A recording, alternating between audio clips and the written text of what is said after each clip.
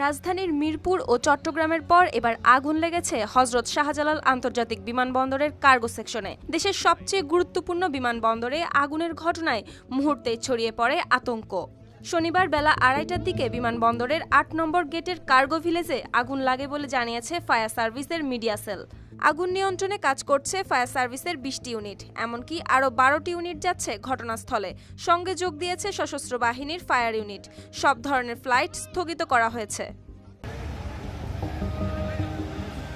Fire সার্ভিসের কর্মকর্তারা প্রাথমিকভাবে ধারণা করছেন কোনো বৈদ্যুতিক শর্ট সার্কিট থেকেই ঘটতে পারে আগুনের সূত্রপাত। এদিকে কার্গো এলাকায় নিরাপত্তা ব্যবস্থা নিয়ে উঠছে প্রশ্ন, কারণ বিমানবন্দরের এই অংশে রয়েছে দেশের আমদানি রপ্তানি বাণিজ্যের বিশাল পণ্য ভাণ্ডার, ফলমূল, ইলেকট্রনিক সামগ্রী, ওষুধ, এমনকি উচ্চমূল্যের লাগেজও। সুপ্তি রায়, RTV।